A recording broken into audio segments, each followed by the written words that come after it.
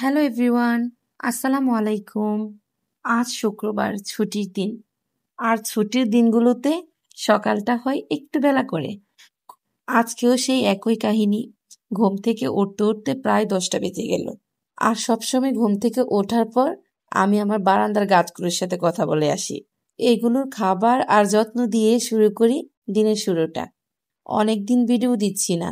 আসলে পেজটা এমন এক জিনিস, সে বোঝে না কে সুস্থ কে অসুস্থ, কার মন ভালো আর কার মন খারাপ। সে শুধু বুঝে ভিডিও দাও আর অ্যাক্টিভ থাকো। কিন্তু আমার মতো রোগীদের কি এটা সম্ভব? প্রচন্ড লেভেলের মাথা ব্যথা নিয়ে মোবাইলটাই ধরতে ইচ্ছে করে না, কিভাবে ভয়েস আর ভিডিও দিব। এখন পেজে এসে দেখি আমার পেজের 12টা বেজে গেছে, একদম সব লাল বাতি। আসলে পেজটা এমনই এক জিনিস, আমার এই পেজটার অনেক গল্প। কত বছর হলো এখনো কিছুই করতে পারলাম না। তবে আলহামদুলিল্লাহ এখনের পথটা সহজ। শুরুর দিনগুলো সহজ ছিল না। একটা পেজ খুলেছিলাম অনেক স্বপ্ন নিয়ে।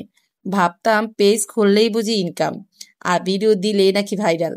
আসলে আপনার শুভাকাঙ্ক্ষীরা, আপনার আত্মীয়রা যখন শুনবে আপনি পেজ খুলেছেন, তখনই কিন্তু আপনার পেজ থেকে 10 হাত দূরে থাকবে।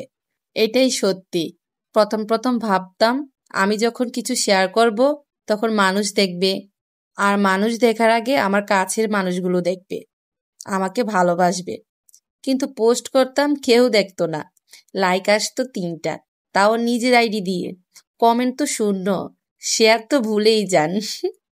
তখন না খুব মন খারাপ হতো। ভাবতাম আমার কন্টেন্ট বুঝি এতই বাজে, আমি কি আসলেই পারি না। তারপরও কিন্তু লজ্জা শরমের মাথা খেয়ে আমি থামিনি।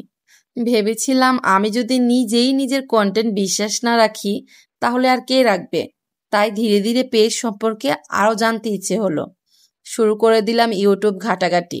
ধীরে ধীরে শেখা শুরু করলাম। কিভাবে ছবি ভালো করে তুলতে হয় সেটা কিন্তু আমি আগে থেকেই জানি। কারণ আমার পছন্দ হচ্ছে ছবি তোলা, যে কোনো মুহূর্ত কালেক্ট করে রাখা। কিন্তু ক্যাপশন কিভাবে লিখতে হয়, হ্যাশট্যাগ কিভাবে দিতে হয় সেগুলো তো জানতাম না। তারপর আবার আছে সবচেয়ে বড় কষ্টের কাজ, যেটা এডিটিং। এটার কিছুই জানতাম না। এখন আলহামদুলিল্লাহ ভিডিও এডিটিং, টাইমিং, আলো ছায়া সব নিজে নিজে শিখে ফেললাম। আমি যখন পেজ খুলেছি প্রতিদিন চেষ্টা করতাম একটা একটা নতুন ভিডিও দেখার। প্রতিদিন চেষ্টা করতাম নতুন কিছু শেখার। হয়তো আজ কেউ দেখেনি, কাল আবার দেখেছে। হয়তো আগের দিন কেউ দেখেনি, কিন্তু পরের দিন একজন দেখেছে। সে একজনের এইটুকু ভালোবাসাই আমার জন্য হয়ে উঠতো শত মানুষের সমান।